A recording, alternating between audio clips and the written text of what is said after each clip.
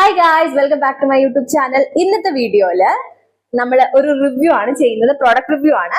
Product ഏതാന്ന് ചോദിച്ചാൽ ലോറിയലിന്റെ ഈ ഒരു ബോട്ടിലിലെ ഈ ഒരു ഐറ്റം ആണ്. ലോറിയൽ പാരിസിന്റെ അവരുടെ glycolic bright dark spot brightening serum, ഈ ഒരു ഇതിൽ വരുന്ന ഈ ഒരു ചെറിയ ബോട്ടിൽ, ഈ ഒരു സെറമാണ് നമ്മൾ ഇന്ന് റിവ്യൂ ചെയ്യാൻ വേണ്ടി പോകുന്നത്.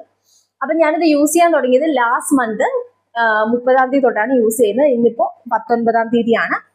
സോ ഈ ഒരു ലാസ്റ്റ് ദിവസങ്ങളിൽ ഞാൻ രാവിലെയും വൈകുന്നേരവുമാണ് ഇത് യൂസ് ചെയ്തുകൊണ്ടിരുന്നത്. അപ്പൊ ഞാനിത് സ്റ്റാർട്ട് ചെയ്യുന്ന ടൈമിൽ ഞാൻ എടുത്തു വെച്ച എന്റെ ഫേസിന്റെ ഡാർക്ക് സ്പോട്ടിന്റെ ഒരു പിക്ക് ഞാൻ കൊടുത്തേക്കാം.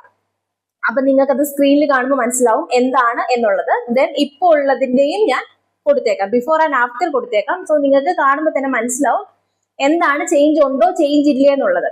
ഇനി ഞാൻ പേഴ്സണൽ ആയിട്ട് പറയുവാണെന്നുണ്ടെങ്കിൽ, ഇപ്പൊ ഇവര് ഇതിനകത്ത് പറയുന്നത് വിസിബിളി റെഡ്യൂസ് സ്റ്റബോൺ സ്പോട്സ് എന്നാണ് പറയുന്നത്. അതായത് സ്പോട്ട് മാറുന്നൊരു പറയുന്നുണ്ട്.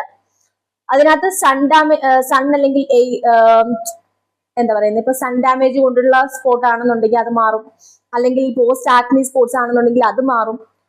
പിന്നെ അവർ പറയുന്നുണ്ട് ഇന്ത്യൻ സ്കിന്നിന് വേണ്ടിയിട്ട്, ഇന്ത്യൻ സ്കിന്നിൽ ഇത് ടെസ്റ്റ് ചെയ്തിട്ടുള്ളതാണെന്ന് അവർ പറയുന്നുണ്ട്. എനിക്ക് തോന്നിയ ഒരു കാര്യം എന്ന് വെച്ചാൽ ഡാർക്ക് സ്പോട്ട് റിഡ്യൂസ് ചെയ്യുന്നുണ്ട്, ശരിയാണ്. പക്ഷെ എനിക്ക് തോന്നിയ കാര്യം എന്ന് വെച്ചാൽ ഇവരൊരു പറയുന്നത് വെച്ചാൽ ബ്രൈറ്റനിങ് സെറം എന്നാണ് പറയുന്നത്.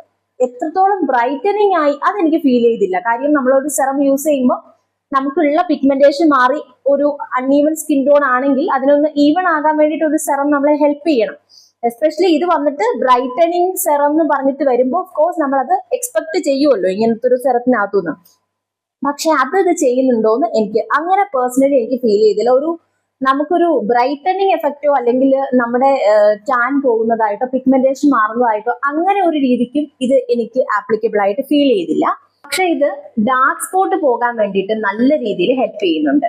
അതായത് ഇവർ ഇതിനകത്ത് പറയുന്ന കാര്യം എന്താണെന്ന് വെച്ചാൽ, ഫസ്റ്റ് വീക്ക് ആകുന്ന സമയത്ത് ഡാർക്ക് സ്പോട്ട് ഫെയ്ഡ് ആകും, സ്കിന്ന് ഇംപ്രൂവ്, നമ്മുടെ സ്കിന്നിന്റെ ടെക്സ്ചർ വന്നിട്ട് ഇംപ്രൂവ് ആകും എന്നാണ് ഇവർ പറയുന്നത്. പക്ഷെ ടെക്സ്ചർ ഒന്നും ഇംപ്രൂവ് ആകുന്നതായിട്ട് എനിക്ക് ഫീൽ ചെയ്തില്ല. പക്ഷെ ഡാർക്ക് സ്പോട്ട് ഫെയ്ഡ് ആവുന്നുണ്ട്.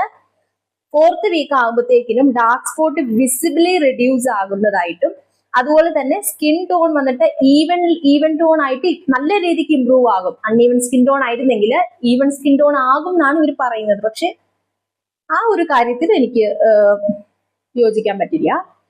പിന്നെ ഈ പറഞ്ഞ 4ാമത്തെ ആഴ്ച കഴിഞ്ഞു കഴിയുമ്പോൾ ഡേ ബൈ ഡേ നല്ല രീതിക്ക് ചേഞ്ചസ് കണ്ടു തുടങ്ങും എന്നാണ് പറയുന്നത്. ഞാനിത് 4ാമത്തെ ആഴ്ച ആയിട്ടില്ല. നിങ്ങൾക്ക് അറിയാം, 3ാമത്തെ ആഴ്ച 4ാമത്തെ ആഴ്ച ജസ്റ്റ് സ്റ്റാർട്ട് ചെയ്തിട്ടേ ഉള്ളൂ. അപ്പോൾ മേ ബി ഈ പറഞ്ഞ പോലെ ഡാർക്ക് സ്പോട്ട്